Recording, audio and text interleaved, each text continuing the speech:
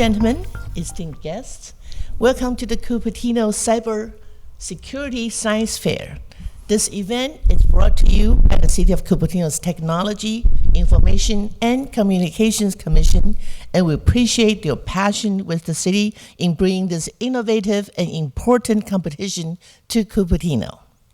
Today's event will include two parts. First, a panel of distinguished cybersecurity experts will share their knowledge in a discussion moderated by Tom Ching, Office of Emergency Management for the City of Cupertino. Following this discussion, we have budding cybersecurity experts from our local high schools who have displayed their projects in the back and will present to our judges following the panel discussion.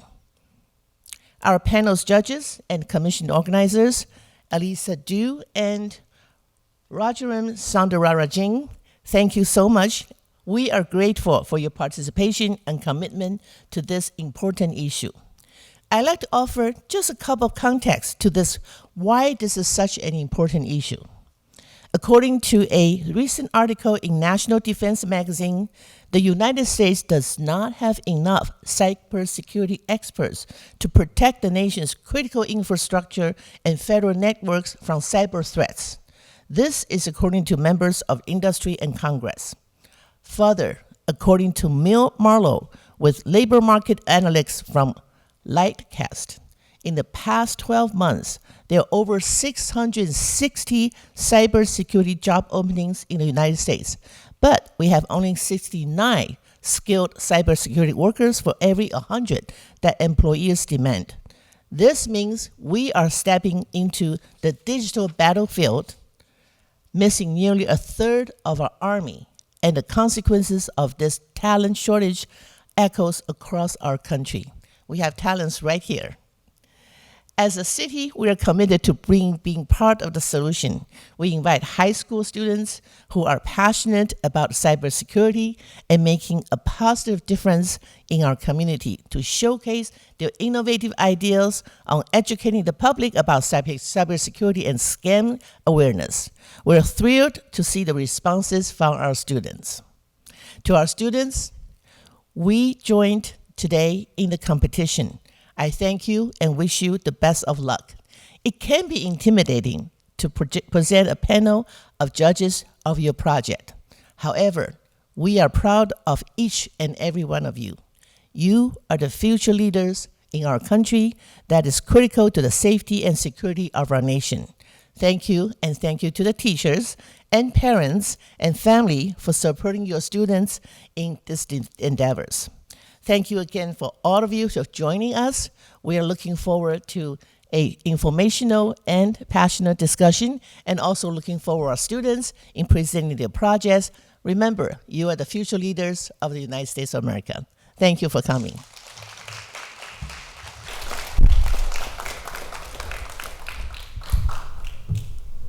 Thank you, Merve. Hello, everyone. Good morning.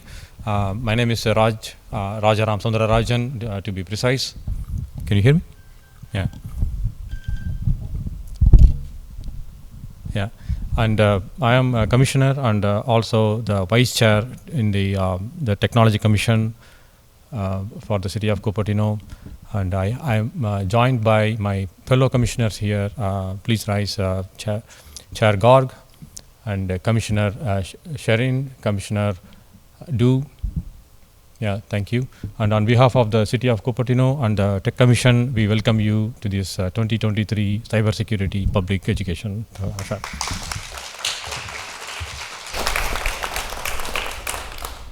Well, thank you, Mayor Wei and Vice Chair Raj. It is my distinct honor to join you, other members of the City Council, the entire Technology, Information, and Communications Commission, and this incredible panel. We're here at the Cybersecurity Public Education event for the first time in the City of Cupertino. Here in Cupertino Community Hall, we're joined by an incredible audience and live streamed online at all of our streaming services. Here at the City of Cupertino, we value education, innovation, and collaboration. So I am Tom Chin, as the mayor mentioned. I serve the City of Cupertino as the emergency manager. I oversee the Office of Emergency Management, and I work in collaboration with the public safety partners at the Sheriff's Office and the Fire Department to prepare for all hazards. As the mayor indicated in her opening remarks, cybersecurity is paramount today. The risks associated with cyber threats equate to any natural disaster. And therefore, we at the City of Cupertino work tirelessly to mitigate our risks to our community for every hazard. So once again, thank you, Mayor Wei, Vice Chair Raj, for getting us started. This portion of today's event is a discussion amongst cybersecurity experts. And I invite those here in the room to take note of any questions. We'll have an opportunity near the end to address the panel directly. And I'm pleased at this point to introduce our first panelist, Dr. Mei Wang. Dr. Wang is the Chief Technology Officer for the Internet of Things at Palo Alto Networks, a multinational cybersecurity company. She co-founded Zingbox, which was acquired by Palo Alto Networks in 2019 for its AI-based IoT security solutions. Dr. Wang also serves on the board of directors for Septon, a public autonomous driving company. And Dr. Wang received her PhD in electrical engineering from Stanford University. Welcome, Dr. Wang. If we could start first by hearing from you directly, what led you to the position you're in now? And then as we transition to our next panelist, what's your most paramount security concern? Yeah, just security solution. We use AI about 9 years ago, and 4 years ago we were acquired by Palo Alto Networks. And to answer Tommy's question, I'm just so glad, thanks to the mayors, thanks to the leader of Cupertino City. It's amazing. I'm very impressed to see that we're having this event, because there are just so many things in cybersecurity that concern me a lot, because we work with lots of tens of thousands of customers, and we are protecting tens of millions of devices, and we see all kinds of horrible things out there, and they're just only getting worse. So the biggest concern I have are all these device securities, and also nowadays AI. And we can dive into deeper about why we're concerned about cybersecurity because of AI, and also the AI's security. Thank you. Thank you, Dr. Wang. Our next panelist is Ramesh Nampally. He is the Senior Director of Cloud Infrastructure and Platform Engineering at Palo Alto Networks. Ramesh has a proven track record of leading engineering efficiency, site reliability engineering, and infrastructure teams for cutting-edge technology products. Welcome, Ramesh. Thank you.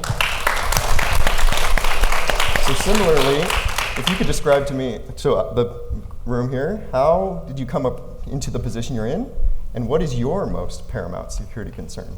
Yep. Hi everyone, and thank you for having me here. I started my career as usual. Once you finish your graduation, you get into the technology as a software engineer. Started as a software developer, and then got very much interested towards the security engineering. So in my early stage of career, and got into a startup called Securent, and which is very much into the entitlement management. So that's how I got into the startup, and the startup got acquired by Cisco back in 2007, 2008.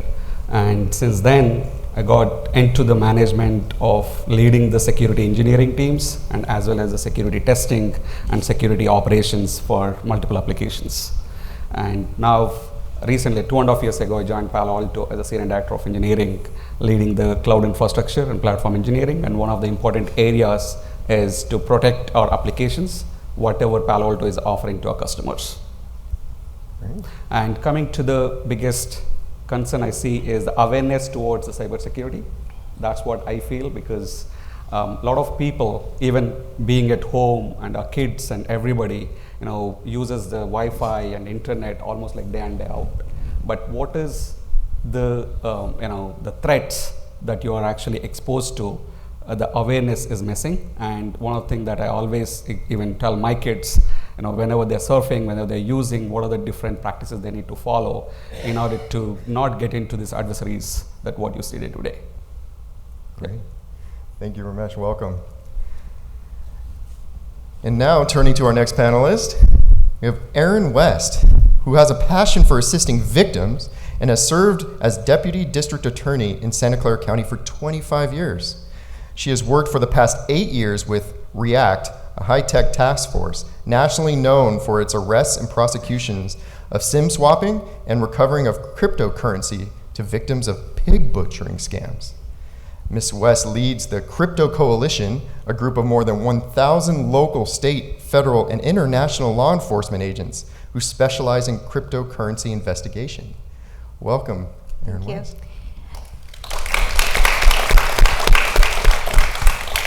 Thank you, Mayor, and thank your team for putting this together. This is such an impressive group. It's such an esteemed panel I'm sitting with. And to me, the very particular delight of being here is seeing you guys, especially you young women, because so often I find myself in a room at a table with 12 men, and I'm delighted to see fresh faces who are ready to make their way. And you gentlemen too, delighted to see you as well. Yeah, no shame. So thank you so much for having me. I am a prosecutor. I've been a prosecutor for 25 years. I've tried all kinds of cases. I spent 9 years doing sexual assault. But I have teenage boys now, and when they started to get into the digital world, that's when it became very clear to me the dangers that lay ahead for them. And I was thrilled that there was an opportunity within my office to really address those issues, and it as they've grown up, the mechanisms of threats to them have grown, and it's been a very good place for me to be. So as for the biggest threat, threats are my bread and butter. Threats are what I deal with all day, every day. I deal with a lot of victims. And so I'm curious, it sounds like my mic's off, but I'll keep talking. I'm curious how many of you have heard of pig butchering before today? Okay, yeah, and you knew what you were coming in for, Crystal. So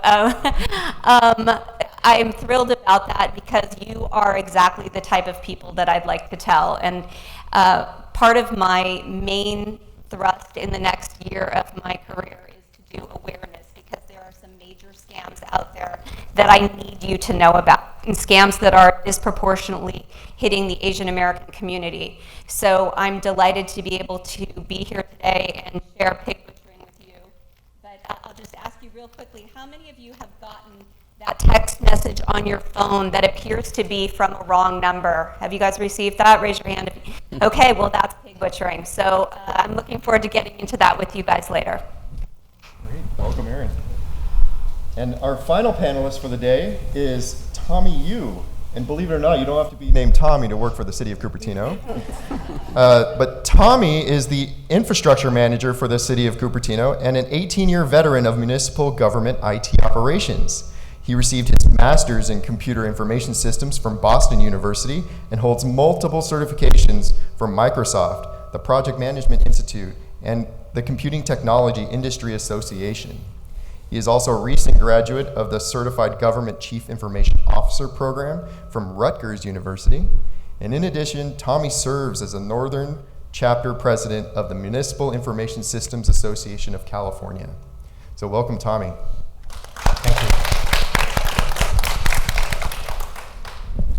Thank you, Tom, and everyone for inviting me here. So as the city's infrastructure manager, my primary responsibility is securing the city from all cyber threats. That's securing our network, making sure we have constant cybersecurity education training for our staff, and just keeping on top of all the threats that come out. And kind of the biggest things we see daily, and I actually have a little presentation later, but ransomware, phishing scams, these are constant and always affecting our staff and the public to a large extent. So interested in looking forward to talking more about that and having great discussions. Thank you. Well, thank you, Tommy. And thought maybe we could start off at first is actually ask Tommy to introduce how we at the City of Cupertino prepare our own staff, and what are some tips to prevent some basic cybersecurity intrusions? Sure. So first I want to start off just talking about the threats we see, right? You heard about ransomware, and so what exactly is ransomware? And you've seen the news where other cities have been hit with ransomware at their companies. So what exactly is ransomware? So ransomware is basically a type of malware that's designed to deny access to files or systems. And malware is short for malicious software. A lot of times, they lock out your systems, you can't access your files or programs, and that's causing a lot of devastation to a company or sometimes even personal computers. So how do you get ransomware? A lot of times it comes from social engineering attacks. So the three main engineering attacks that we look at is phishing, which is through emails. You've seen all of that before. Smishing, which is SMS or text messaging, where kind of like as Aaron mentioned, you're getting a text from someone. And vishing, which is a phone call where someone is trying to trick you into giving some information or doing something. So all of these are attempts of basically someone impersonating someone that you trust, that you think you know, but they're not who they say they are.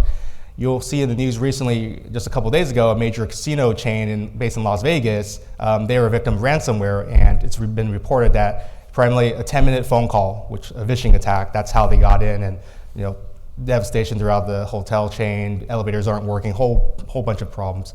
So, I want to focus next more on the phishing side, because according to the Cybersecurity Infrastructure Security Agency, which is part of the Department of Homeland Security, they report that over 90% of cyber attacks actually begins with phishing. So just by volume, phishing emails, that's the most prevalent threat that affects everyone. So on the next slide, I can kind of give you some more examples. So these are a little bit of real-world examples that what we receive in the city. So this is an email that went to an actual City of Cupertino employee. It's the sender's pretending to be Microsoft, and it's asking you, the user, to change your password today. So these are kind of elements we will look for. Besides obvious, sometimes there's grammar or spelling issues. We look at the sender address. In this case, you'll see it doesn't match. It's actually coming from outside the country.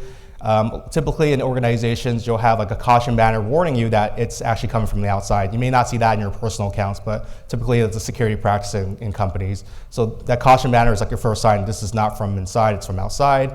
Number 3, there's a sense of urgency for you to take action. They want you, your password expires today. It's making you think, I need to do something, or I can't get back into my email or my system. So it's a sense of urgency for you to take action. And number 4, I want you to click a link, which will most likely ask you for your password. That's how you get your password, because it's trying to trick you thinking, putting your password in, I want to keep my same password, but then you're actually giving them your password. So this is a common phishing example that we get, and I want to move on to the next example. So this is another one, kind of more low-tech social engineering, truly, where there's actually no files or viruses or attachments or links to click on. It's actually, this is again a real email that went to an employee. It's from the mayor, but it's not really from the mayor. You can see it's from an outside account, but asking the employee to do something, to contact them. And typically what we see is if the employee or person actually responds back, they'll get a response back saying, can you help me get some gift cards? I have a surprise party. We see that many, many times. And a lot of times they try to get you to switch over to, like, say, text messaging, get off the email system, so it's harder to track. And that's where they want you to buy gift cards and the codes, and that's how they get their money. So again, these are kind of elements. You receive an email from the mayor, but you got to look at the sender address. And there's a caution banner as well. And again, be very careful about what they're asking you. And in most cases, gift cards are kind of the obvious sign. So, and the last thing I want to talk really quickly, just kind of basic password tips and what you can do to help create better passwords. So, creating strong passwords that are long and complex sound great, but sometimes it's hard for people to remember their passwords, right? So what you want to try to recommend is utilizing passphrases to make it easy to remember. You could add something unique to you or someone else. You purposely misspell words, use abbreviations, add numbers, special characters. So in this table below, you can kind of see how long it takes for a computer to crack your password. Unfortunately today, the password of password is still being used. And you'll see it's 8 characters long. It takes less than a second for a computer to crack it. Going through kind of the other examples, like you have a longer password, Cupertino 23, exclamation, there's a capital letter, there's a special character, it's a little bit longer, but still, it only takes 3 hours to crack it. So here's where we start utilizing passphrases. Here, Bobby A really likes cats. That's a long password, 22 characters, it takes 9 months to crack. How do you make that better? You can, as mentioned, you can replace letters with numbers. You can shorthand certain words like really, spell it as RLY. So you'll see it's actually a shorter password, but now it takes 2,000 years to crack. Another example, I love mochi ice cream.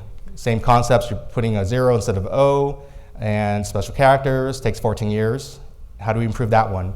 Well, you can purposely misspell cream. Instead of C-R-E-A-M, you spell it C-R-E-M-E, as well as adding numbers for letters. And now, from 14 years, now it's 17,000 years to crack.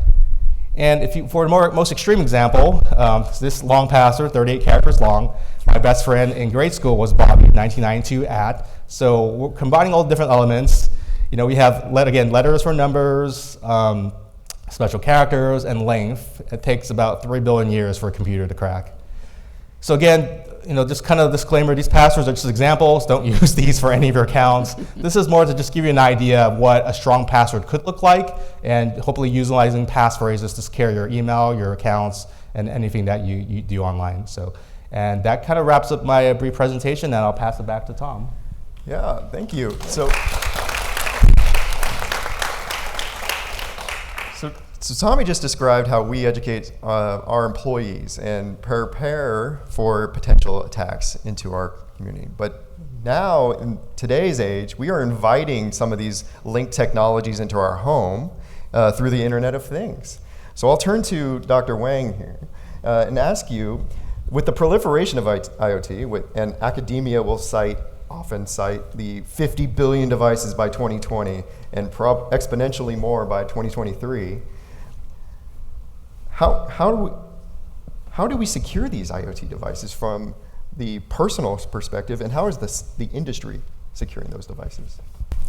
Yeah, that's a great question. We actually see, as I mentioned, we actually see tens of millions of IoT devices on a daily basis, and we see lots of horrible things.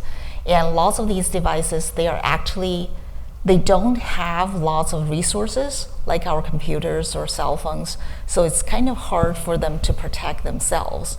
And also lots of these devices are in service for a long time. Instead of like computers, laptops, or cell phones, we change it every other year. So you probably have your surveillance camera has been there, I don't know, easily 5 years, 10 years. And also lots of these devices, they are using default password, and they don't have enough capability to, for example, for most of our IT devices, all traffic is encrypted, but nowadays actually still 98% of IoT traffic is not encrypted. So they are the low-hanging fruits, and we saw lots of surveillance cameras got hacked. We saw lots of IoT devices got hacked. I can give you an example, is now we see more and more devices now you're getting back to your home are connected online.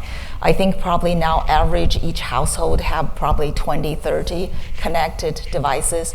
If you can, the good thing is these devices bring you lots of convenience. You can remotely watch out your home, you can remotely control, and you can use Ring doorbell for security, cybersecurity. But at the same time, because you can access them remotely, then the hackers can access them too. An example is recently my mom just got a new CPAP machine, the machine that helps you sleep better at night.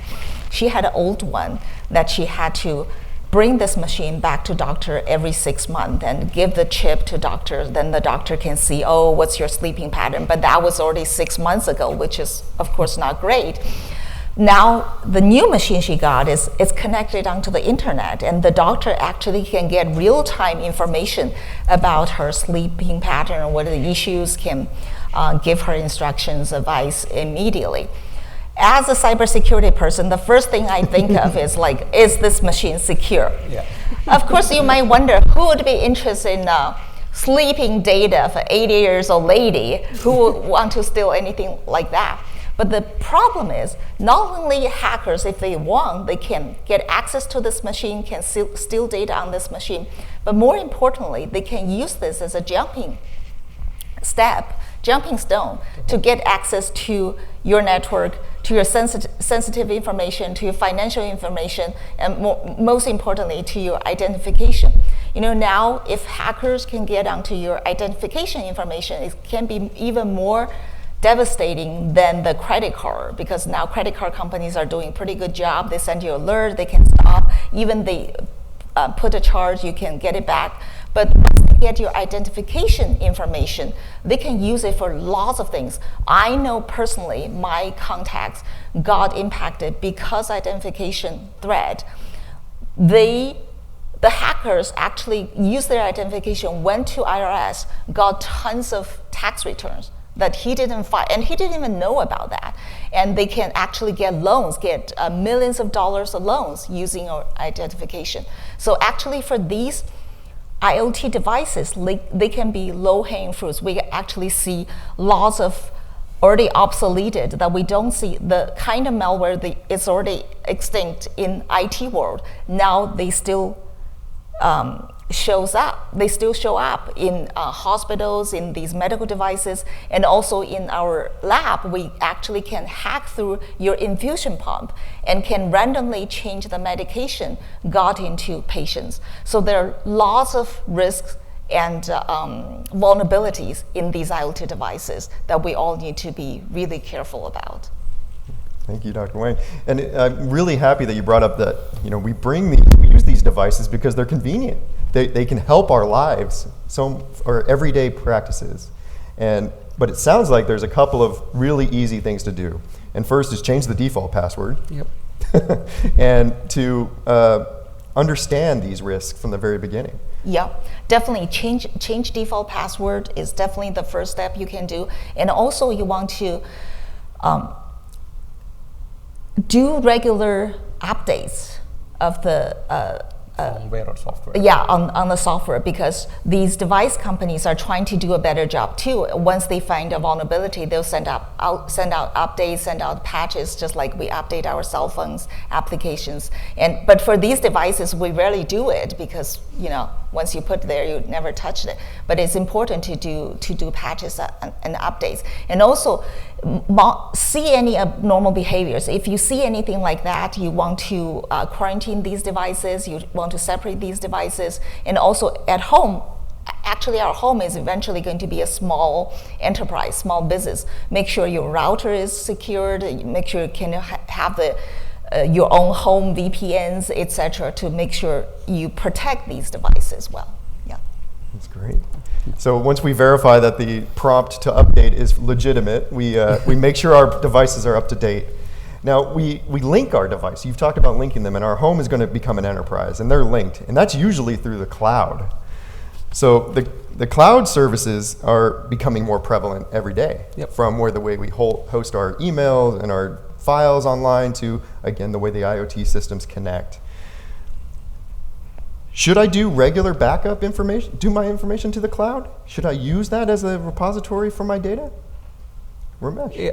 Yes, so this is a very good question. So at every home, we have, like as May said, 20 plus devices from every home, and you keep using it for your day-to-day usage and stuff, and everything is connected to your home Wi-Fi, and you are using your online services, and a lot of information that you actually keep surfing and using in your devices, and it's always recommended to actually backup, but go for the backup which is secure, right?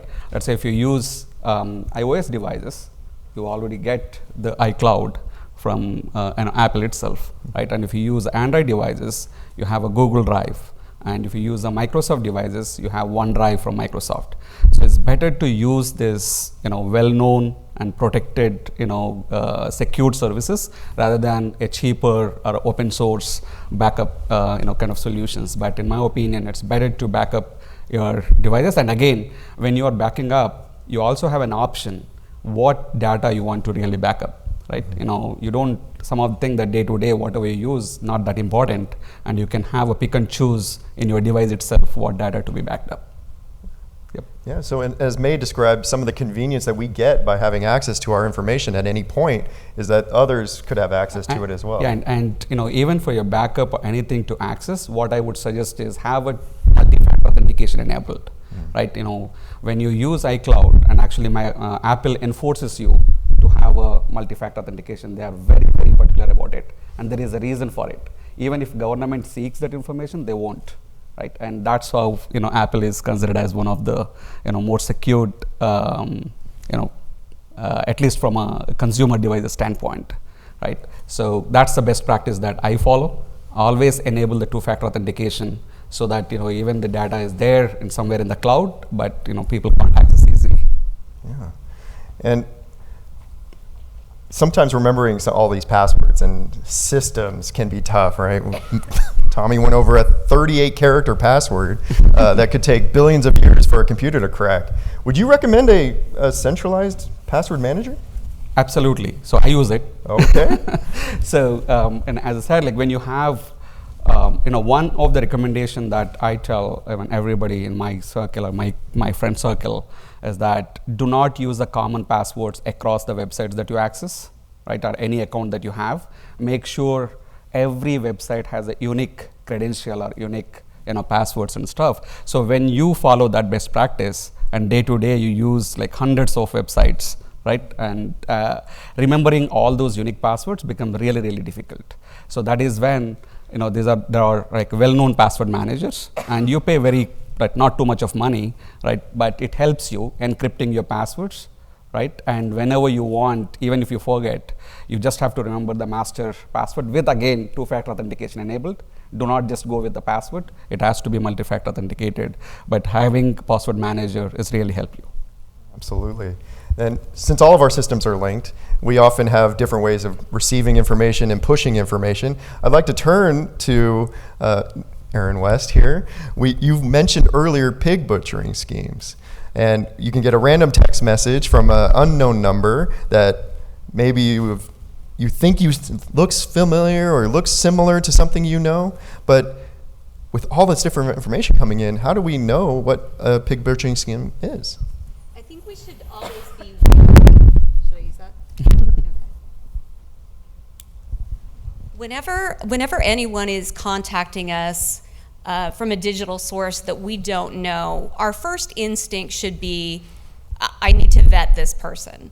And what we're finding with the pig butchering scam is the way any scam works is the scammer has to find their victim. And I'm always amazed when I sit in a room like this and I realize that these scammers have contacted everyone in this room already, right? Like, what does it take to contact everyone in this room already? So what's happening is they're reaching out and they're sending a text that they're hoping will spur you to respond. And the one we love to talk about at work is, Dr. David, my dog is still not eating food. Can I bring him in? And of course, everybody's concerned about this dog. So they're going to respond because we don't need someone out there whose dog's not getting served. And so you respond to that. And what happens next is that the scammer then will drop in a picture of an attractive woman and then say, oh, I'm sorry to bother you. I hope I'm not interrupting your day. And from then, a conversation ensues. Now, all of us sitting in this room today think probably, oh, I would never fall for that. But I am here to tell you that you know someone who has.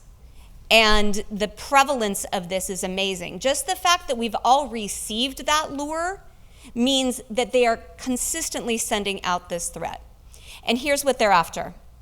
It's called pig butchering. It's a Chinese term that means it's shazupan, which means pig butchering. And the concept is that this scammer wants to eat you from snout to tail. They want to take every last penny you have. They want your retirement fund, your kids' college accounts. They want the quarters that are in your couch cushions, and they will not stop until they get it. The way they do this is they spend 90 days in a grooming period appearing to be the relationship that you would have dreamt for yourself if you could have. These people have playbooks. We are up against a very organized threat in Southeast Asia that's being run by Chinese organized crime. It is being conducted in compounds, sweatshops running this on a 24-hour basis. They have playbooks of how to attract a 30-year-old software engineer, how to attract a 50-year-old woman who is a single mom, and how to attract a 70-year-old who's just lost his wife. So they build this relationship over time, at the same time showing pictures, showing them living a very attractive life. Nice cars, nice travel, and so the victim really believes, I'm in a relationship with someone who's doing well for themselves. So that by the time that victim is given the suggestion of, do you know how I afford this? Well, I dabble in cryptocurrency. And our victim will say, well, I don't know anything about cryptocurrency. And then the scammer's like, I know, I didn't either, but my uncle taught me, and my uncle can teach you. And that's when the next phase begins. And that's when our victims are suggested to take their US dollars out of their bank, put it in a cryptocurrency exchange, which is like a bank for cryptocurrency, something they've heard of, like Coinbase, because we've all seen it, or crypto.com, because they're sponsoring everything.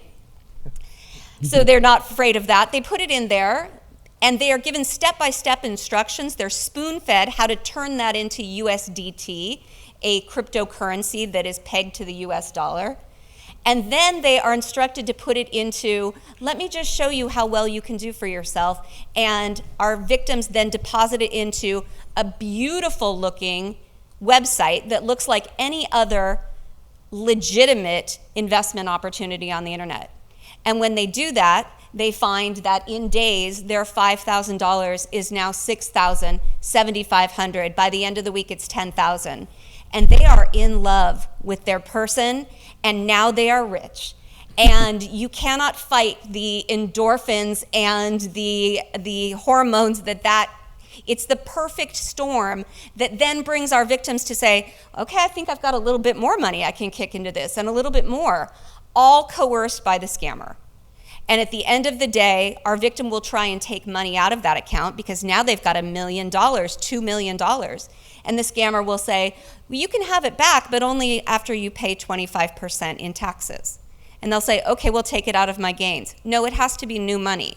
And that's when our victims are getting mortgages on their houses, are taking money from relatives, and they find themselves at the end of the day completely betrayed. No girlfriend, no boyfriend, and all of their money is gone. And what I want you to know and what I want you to walk away with today is this is in our backyard. This is what I do all day, every day, is talk to people who are desperate and suicidal. And so I encourage you to bring this up when you're getting your hair cut, bring this up on the soccer field, bring this up to anyone and everyone, because the point of this whole thing that you guys have put together today is education. And we are fighting Chinese organized crime that's happening in Cambodia and Myanmar, where we're not going to be able to show up and make arrests. Our best weapon against this fight is education. So join me, be part of that. So that's what pig butchering is, and I'm scared to death of it. And just one last thing, sure. It's massive. It's billions and billions of dollars. We are literally taking our middle class generational wealth in the United States and putting it on the other side of the world, never to be seen again. So these guys have given you cautionary tales. I'm already afraid based on what I've heard from today, and I hope that I've raised your consciousness a little bit about pig butchering. Yep. Well, to link things back, absolutely, yeah. Well, the mayor asked for passion, so I wanted to deliver. Yeah. And I'll link this back to the reason why I'm helping to moderate this panel is there's a body of research out of the Naval Postgraduate School Center for Homeland Defense and Security out of Monterey, California, that'll show that romance scams, which you're describing, is a homeland security concern. Thank you. Yes, it is. Yes, it is. So I'll note that, and because sometimes these romance scams can be very difficult for the government and the public entities to find out that they've occurred, because there's a little bit of embarrassment, right, when you fall for one of these. And so I want to ask you a pointed question about, if I think that I've been a part of a crime, a cyber crime or a cybersecurity crime, how do I report that, or who should I report that to? I'm glad you asked that question, because it's important. The first thing you should do is you should report it to IC3. IC3 is the internet portal for the FBI. And the reason why it's super important to report to the FBI is we need the FBI to know how often this is happening, how often pig butchering is happening, how often a sextortion is happening, how often any other of these crimes are happening, so that they realize, wow, this is a threat to the United States and we need to put resources on it. Second, you need to report quickly, because especially if we're talking about cryptocurrency cases, these bad actors know how to move money spit spot.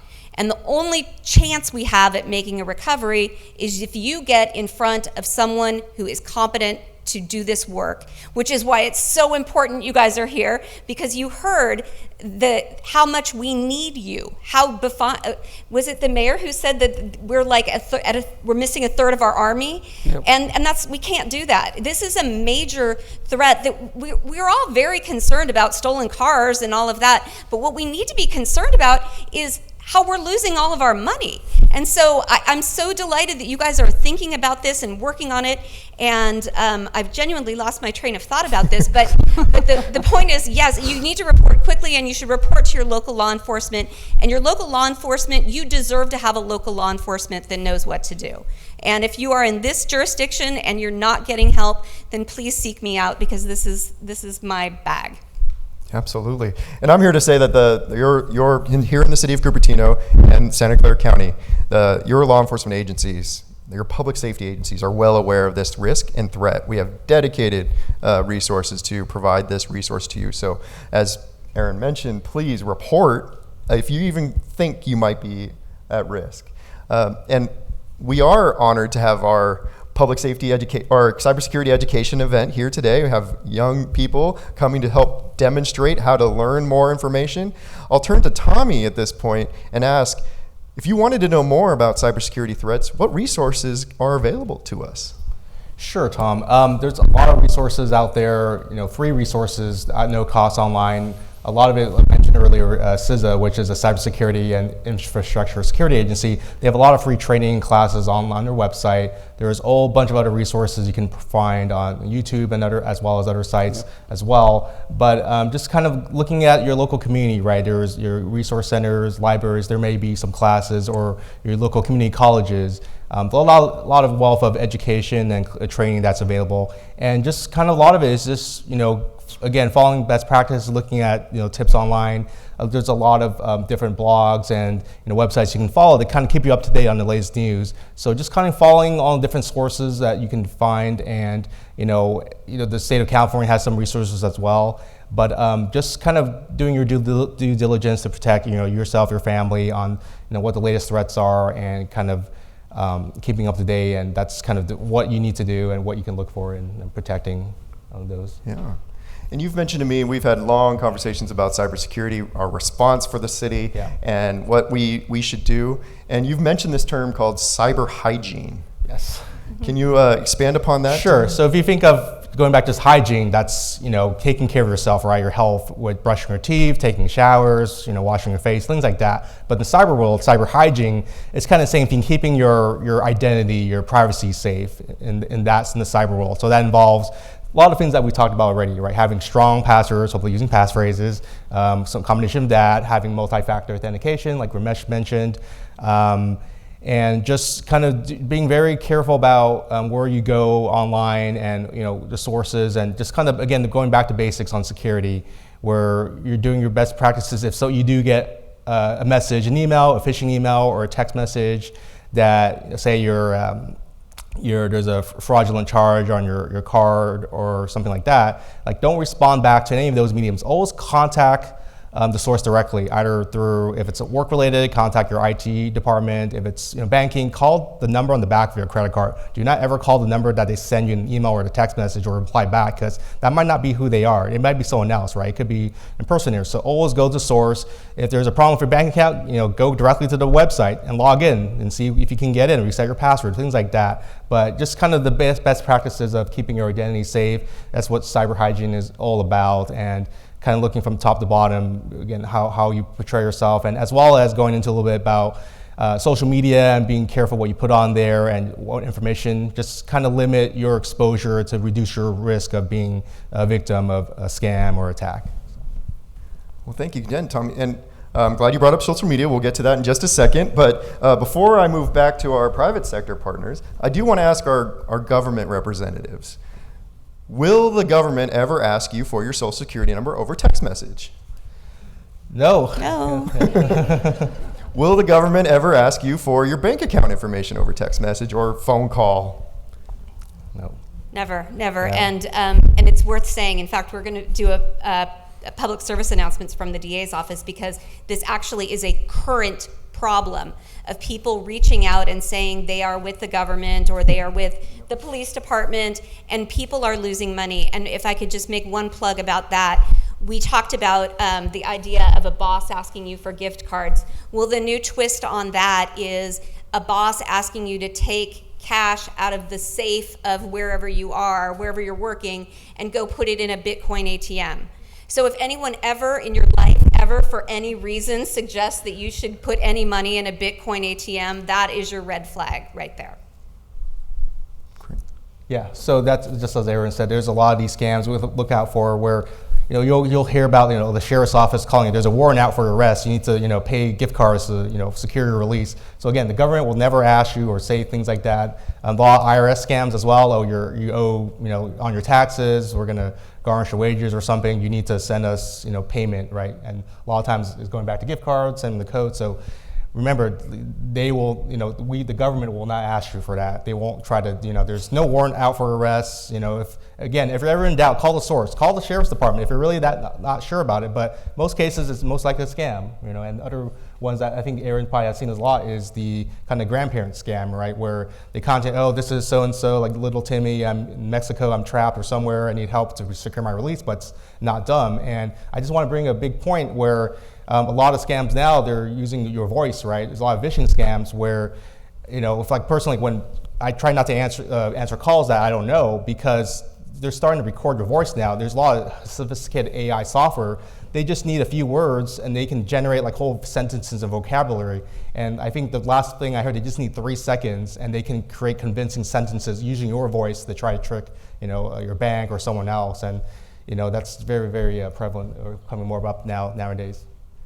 Yeah, and so maybe I'll venture to say, but our deputy district attorney can confirm, but we as public safety entities don't generally call you ahead of time to tell you we have a warrant out for your arrest. Oh, I was so going to say that. If we need you, we'll come get you with some handcuffs. Yeah, we're not going to call you. Yeah. We're an in-person That's type how of we public operate. safety. Yeah. I want to turn back to our private sector partners here, and at this point, I want to look to the future. And Tommy alluded to a little bit, but AI, generative AI, ChatGPT, we've heard a lot about these things now. What's on the horizon? What should we be concerned about for cybersecurity in the future?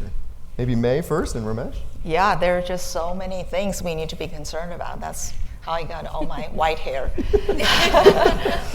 So we all know that AI brings a lot of efficiency, automation, scalability. Same thing to the hackers. So actually AI can help hackers dramatically reduce the cost for the phishing email, for the spam, etc. And they can, as Tom mentioned, they can do it really fast and target lots of people. And also they can make it more specific. Now you saw the email example say, oh, I'm your boss and I need you to send me a gift card. But they can actually use AI to collect all your information online and know who your boss is, know his name, and know lots of personal information about your boss and about yourself, and send you a very tailored, targeted email, and make it even harder to distinguish. And this is kind of new hot thing is deepfake, which is what Tommy mentioned. They can not only send you a text message, send you email, but they can send you video, send you voice that look identical to the person that you're familiar with. And how do you identify that? So there are lots of challenges AI is bringing. One is attackers can use AI, this amazing tool, to attack us. On the other side is now everybody is using AI. All companies, all products are using AI. So AI is ubiquitous. But how do you guarantee that the AI models, AI data you're using are safe enough? Even though we're yet to see the massive attack against AI yet, but we need to be very well prepared because it's going to come sooner or later. How we can identify the vulnerabilities, how we can make sure the AI models we're building are robust and secure enough. Yeah, so as May said, generative AI is helping all of us to improve our efficiency, right? So we generally get attracted too much to start using it on a day-to-day basis, because a lot of automation, a lot of information you can get using any of these generative AI tools.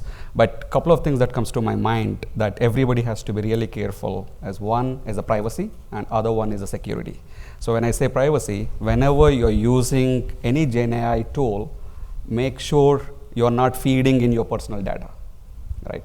So we think that, okay, it's helping me, let me put in all my details so that it can answer on behalf of the entire system, but you are feeding the data in, your own data. So be careful when you're using any of these tools that what data you're really feeding in, because that data, if it's going to be used for the good purpose, it's okay. But as May said, there are people who can actually catch up on this data and misuse it, right? And when it comes to security, the same security practices that we've been talking about are applicable for Gen AI applications as well. Whether the application that you're using is secure enough, right? Are they using the encrypted traffic or data transmission or not? So just take a few seconds or few minutes to look at the authenticity and the security posture of the tool that you're using. Okay, so these are very important when you use a Gen AI. Great. Yeah. And to follow on that, with the amount of personal information you're sharing into these tools, these cloud networks, these devices, I'll share a quick example of somewhere that I try to mitigate my risk. And whenever there's an opportunity to put a name associated with your account, if it doesn't have to be verified as part of your billing or things, I try to put in any name. So, for example, if you see at Starbucks that Batman is coming to pick up their coffee, that's probably me coming through the door. But I don't want my name out there as much as possible for any source. So I'll turn back to you both, and we're talking about a lot of risks. And you're in an industry of technology, is technology helpful for us at this point? Absolutely. It was absolutely, right? So technology is helpful, and it all comes down to the awareness, as I said in the beginning, right? Anything that you're using, any tech or any technology, so you need to be first, be aware of what are the advantages of it and what are the other side of the technology. So as long as we are really careful about how we use the technology, then we are okay. But just because it's so attractive, you go and start using it whatever the way or whatever the fashion you want to use it, there are definitely bad actors that always look for an opportunity to do whatever the way to steal your information, to steal your money and stuff. Yeah. And I mean, for IoT, it makes our lives easier. Things we can vacuum our home without even being there. We can make sure our fridge is up to temperature. Yeah. IoT is going to be here. It's already here. It's been here for years. Some of the conveniences, they do outweigh the risks, right, May? Yeah, definitely. So it happened several times that there were huge attacks against these IoT devices. So there were even people proposing solution.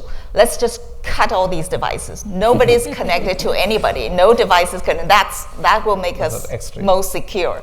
But of course, we know it's like after we have the smartphone, there's no way we're going back to the days without smartphones. So actually every year, Palo Alto Networks and actually multiple security vendors all do prediction about, okay, what's the prediction for 2023? What's the prediction for next year?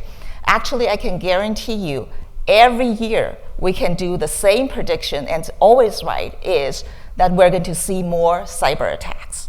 We're going to see more incidents, and we have the data. It's only going up and going up pretty fast. So I think there are a couple of things we can do here. One is just like today's event, education. Everybody eventually, you're working with devices where you're working with data, that everything is connected, everybody is connected. So everybody needs to have some basic hygiene, basic cybersecurity knowledge. What are the safe things to do? Just like wash our hands, change password, update the software, and be careful about the email, text messages you receive. And actually, cybersecurity is going to be so ubiquitous. The US government is conceiving a new law that for every company's board, that before you need a financial expert, a CFO, to be on the board, and every quarter you need to report your status of financial health. Now they're coming up with new rule is you need to have a cybersecurity expert on every board, and every quarter you need to report about the status of your cybersecurity, how secure your company is, how much effort you put in, what are the procedures you put in, what if anything happens, what are you going to do, things like that. So moving forward, whether for individual, for families, for companies, we all need some very basic cybersecurity knowledge and mindset. And on the other side, from the secure vendor side, we're trying our best to make the cybersecurity more autonomous, more scalable, more intelligence, more automatic, so that you can focus on your main job, your main expertise, and we can take care of the cybersecurity. And of course, AI helps. And there are so many big companies and small companies are trying. So we're going to make the cybersecurity more invisible in a sense, so that it takes care of the cybersecurity, whether that's a device, your cell phone, your laptop, data, private information, etc. We're going to take care of that more automatically, more intelligently. Absolutely, and I'm a little facetious when I ask you, is it worth it? Because I do consider myself a technologist. I do use a lot of these technologies, but looping it back to the emergency management world, we talk about preparedness and being knowledgeable about your risks and hazards associated with where you live, where you work, and where you play. And the same, you're hearing a lot of the same themes coming about here in cybersecurity. So we are getting close to our time, and but I have a few more questions for our panel, but I want to allow for you in the audience to prepare your questions. And while we get ready with some of our technology in the room to help pass the microphone around, we might actually need this one. I want you to consider what questions you'd like to ask this esteemed panel. So it's clear that the need for cybersecurity education will continue, and in order to be, or needs to continue, but to be more practical and direct to our young people in the room, let me turn to Aaron and ask you about social media. You have teenage boys. Social media is a problem. I have young children myself. I'm concerned about the future. So what advice can you provide to our young people about their social media awareness in terms of cybersecurity? I think that one of the issues, at least with my kids, is that they already know everything, so they don't really need me to tell them things, and they're not that interested in what I have to say, despite my career. But what I do hammer on them all the time, and what is super important, is sometimes our younger people don't appreciate the risks, and they don't think that things can happen to them. And what I'm seeing quite a bit of these days, and I was talking to our esteemed moderator before, is that we need to normalize talking about what's happening online, and we need to normalize talking about the fact that you guys know somebody who's been sextorted, and what that means is that someone has approached someone you know on Snapchat, on whatever you guys are using, and has created this sextortion happens just over hours, where all of a sudden you find yourself sending pictures that you never thought you would send anyone. And so I have funny rules for my kids that I've been hammering on them forever. And the first one is don't act like a crazy person around bees, because they don't really, if you leave them alone, they'll leave you alone. But the second one is do not send any private pictures of yourself ever. And if you find yourself in a situation where you're doing that, keep your face out of it, because that will be part of it, and that will be part of the coercion is, I've got your face, and I know who all your friends are on Snapchat, and I'm gonna send this out. And while I'm focusing on you guys, I am here to tell you that I had this exact conversation with a 27-year-old CEO of a record label this week who did the same thing and then paid a ransom of $7,500. So let's just talk. Let me just give you the quick 1-2. If you find yourself in this situation, if someone you know is in this situation, it's a bluff. They're not going to send this to all your friends. So just block them. Don't send them any money. Block them in every which way that they're communicating with you. And if you have a trusted friend or a trusted adult, let them know about it. But the fact is, it's again one of those things that just as people are humiliated and embarrassed about the pig butchering, people are humiliated and embarrassed about sextortion. And I was saying, my best friend's son, I got a call from my best friend, and she's like, I need you to talk to Dylan. And I was like, oh my God, oh shoot, this is, okay. I need you to talk to someone that we know. And it sure enough turned out that it had happened to him. And this is a kid that I talk to all the time about these kind of risks. So we can't overshare about that, and also don't take any pills because they might have fentanyl in them. And that's all I want to say about that. A more practical approach. Right. Are there any questions in the audience at this point? Microphones will be passed. So, well, that is definitely something that we should be aware of. I was wondering, is there any harm in posting like an innocent picture of your dog, or like a picture of you in like on vacation on social media? Like, is there any risk in posting something that might be seemingly innocent? Well, I'm gonna be straight up with you. I'm a big fan of social media, and I post a lot. So I'm sure your mom is going to have probably different opinion about this than I do. But I think with social media, you need to limit who has access to that information. Keep your circle small. Keep your circle only people who actually know you. Probably turn off the mechanisms in your camera that say exactly where you are. Don't post that you're on a vacation while you're on the vacation. All the obvious things like that. But I am a fan of social media, and I think there's a lot of good pieces of social media as well. Thank you. I'm sure there's other parents who would disagree and be like, no way. Well, I would add that it's just a matter of knowing that risk. What those risks of what you're posting really are. The backgrounds in the photos that you're sending really lead to some information that people can gather. So no selfies in front of your bank, things like that, probably not a good idea. But your dog, just a matter of knowing what's going on and what the risk could be. I had a question for Dr. Wong. I remember you mentioned something about IoT, 98% of IoT devices being unencrypted. And I was wondering how you could tell if your IoT device was encrypted, and if there are any resources to encrypt your IoT device. Yeah, there are reasons these IoT devices are not encrypted, because lots of them, if you look at some of your IoT devices, some of them are very small. They don't have enough computation powers. They don't have enough networking capability, etc.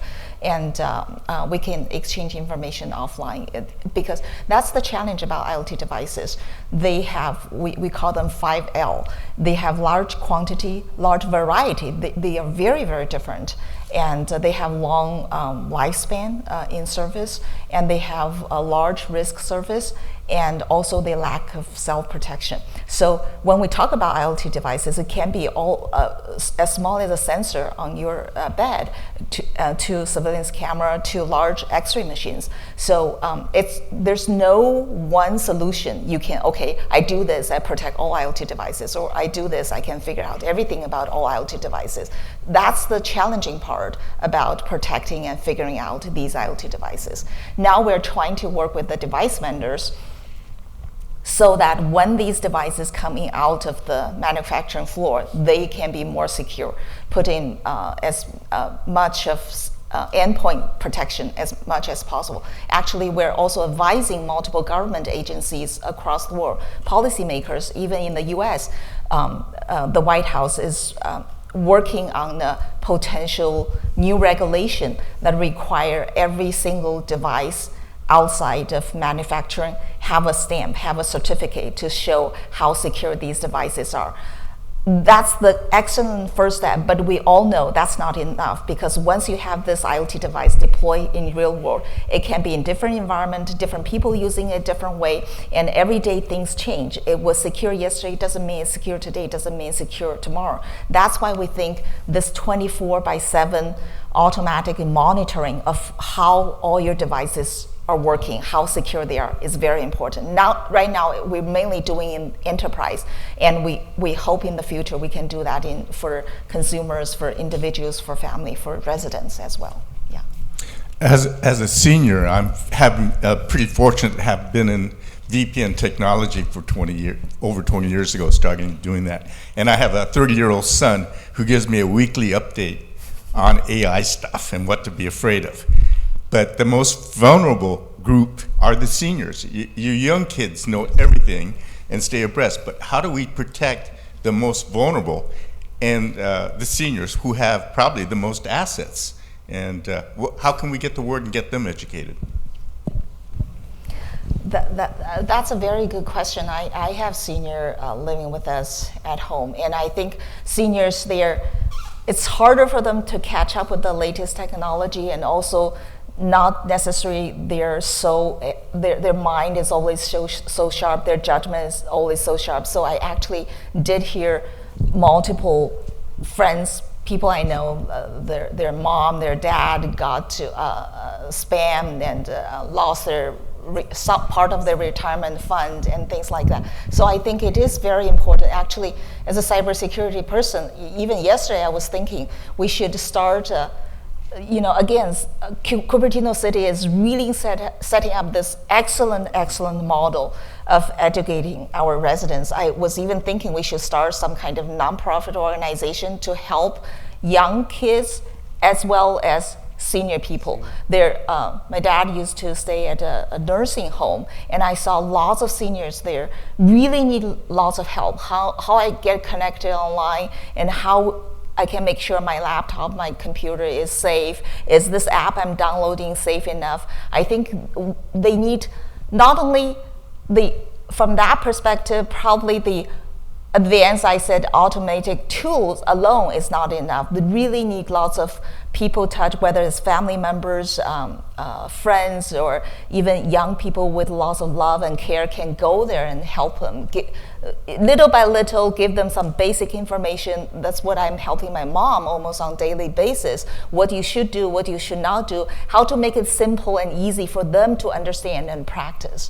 So I think we do have lots of work to do, and that's an excellent point.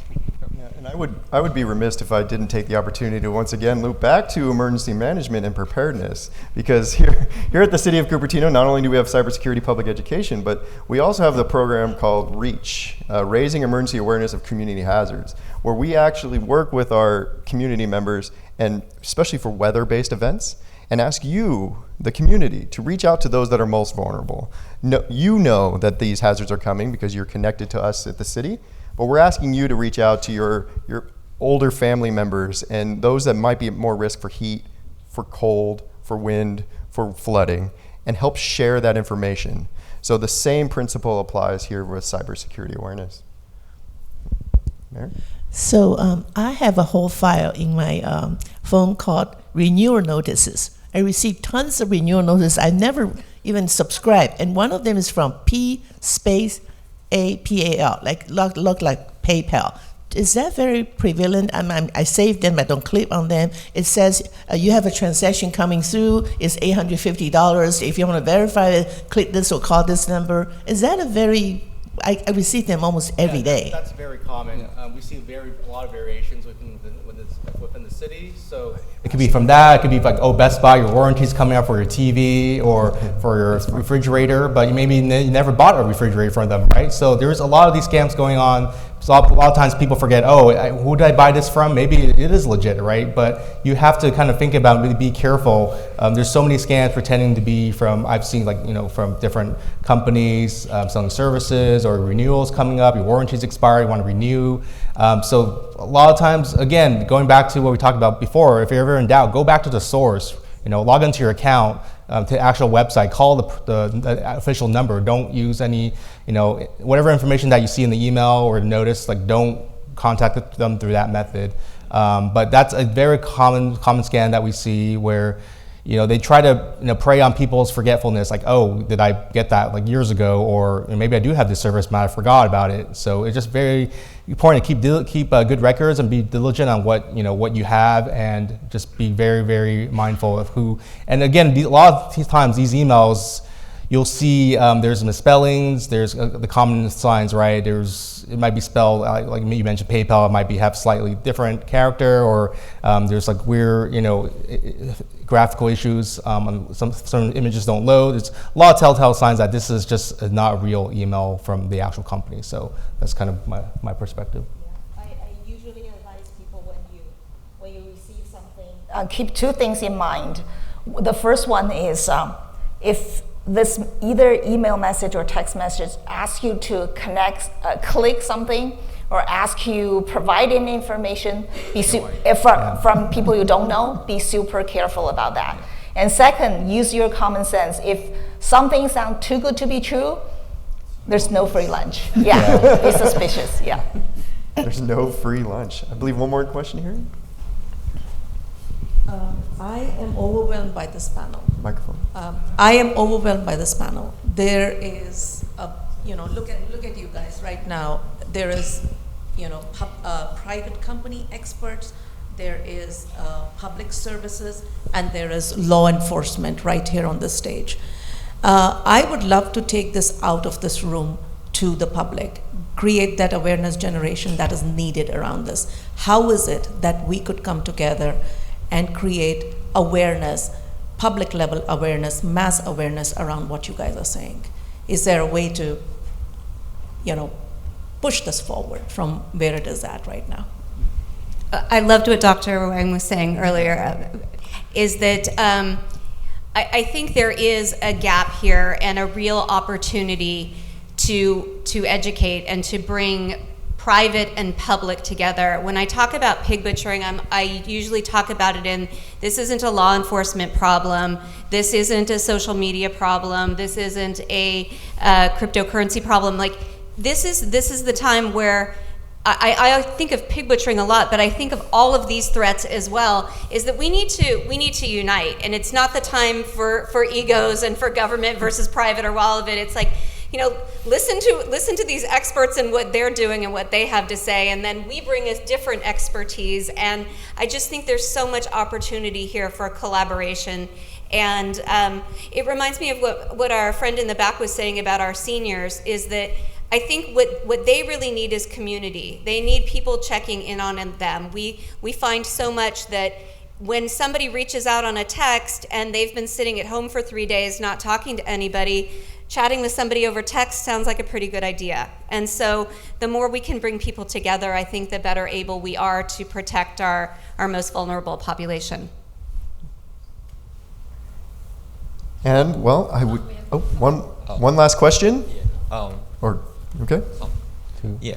So I had a doubt on how people even get our information in the first place. So how are they able to contact us and then understand our demographics, so our age? Because me specifically, I've not gotten oh, you spent $850 on something. Those are not the scams which I get. It's more of hey, my name's Nancy, we should hang out or something. And it's how are they able to figure that out? How can we prevent them from getting this information? So how do you recommend we do that? So are you saying you're getting a text from Nancy? Well, I did once, but then I'm safe. What I'm saying is that's totally random. If everybody in this room's gotten it, they're just going digit by digit by digit and sending out these mass texts. So a couple of things. One, they're guessing. They're guessing, and what's weird is that somehow they're able to guess right between men and women, and I don't even know how they're doing that. But the other thing I would tell you is that we should assume that anything we ever put in, that we enter digitally anywhere, is going to get compromised. Because every single day we hear about, like, oh, Hertz rental car was compromised, or oh, I'm thinking like Macy's. I don't even know if Macy's is a thing anymore. But basically, like, whatever it is that we use, those databases are all getting compromised, and they are all for sale on the dark web. And so I used to, for a long time, I had like a consistent password, and I need to assume that that password is everywhere. And so if I've used it on one thing, it's knowable. So whatever you ever put online, you should assume that someone is going to have access to it.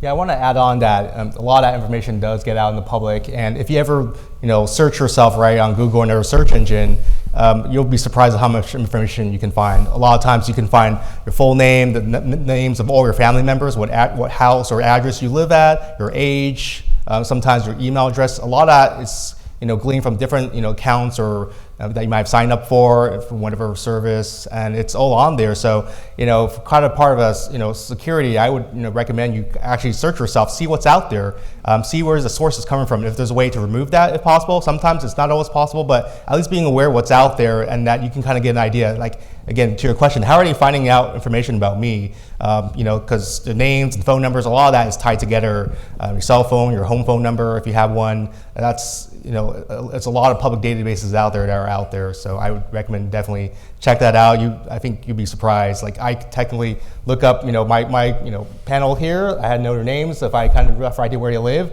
I can find out a whole bunch of information all available free online. So it's very scary world, but you just have to be prepared and be aware of what's out there and do what you can to mitigate, and be careful what you sign up for, what information you put out there. So it's definitely out there. I even saw a more complete list of addresses. I've lived in the Oh, US yeah, history, before. yeah. Better than my own record. Right, yeah. If you moved around, yeah. And we do have time for one last question. So first of all, us as young students interested in this field, we are so honored to be able to communicate with such a distinguished panel. So my question was for Prosecutor West. We heard stories about 27-year-olds, 30-year-olds falling for these scams and cyber attacks. So we were wondering, what does the general demographic for these victims look like? And is there a sort of weight in a certain age group or ethnic group or of that sort? That's a really good question, and in fact, reporters are always asking me that because they want to be able to figure out how to market these stories. But what's really strange about pig butchering is, just as you've all been contacted, you're all potential victims. So I think a lot of times a reporter would love to make this a senior story, that this is mainly seniors it's happening to, but it's not.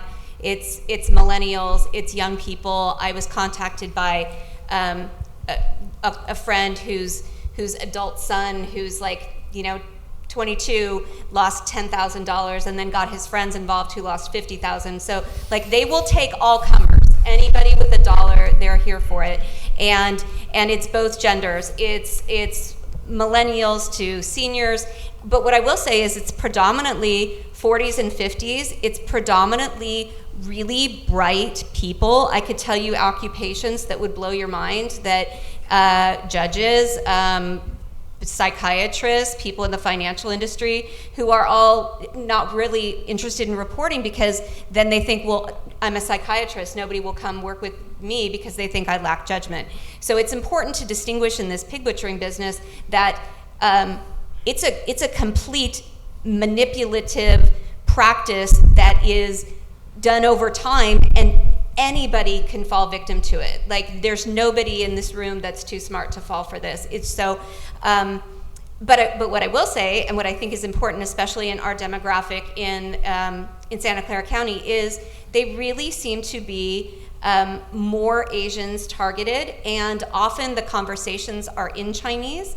And so I look for special opportunities to talk to that demographic because the risk is so high. Thank you. All All right. Well, I know that I'm going home and changing all of my passwords. I do want to take the opportunity to thank our esteemed panel of cybersecurity experts. From the private sector to the public sector, thank you very much for your time today.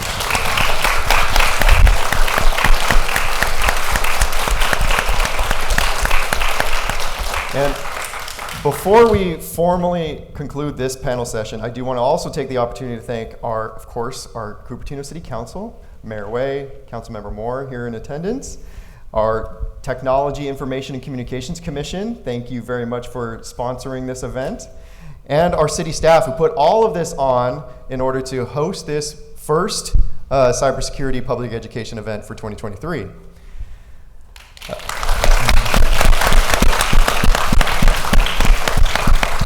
But most importantly, I want to thank all of you, both here in the room and online. Thank you for attending. Thank you for beginning our journey on this public education experience.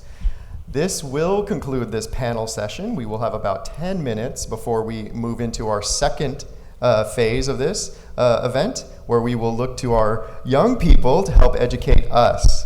So thank you once again on behalf of the City of Cupertino. Thank you for joining the Cybersecurity Public Education event.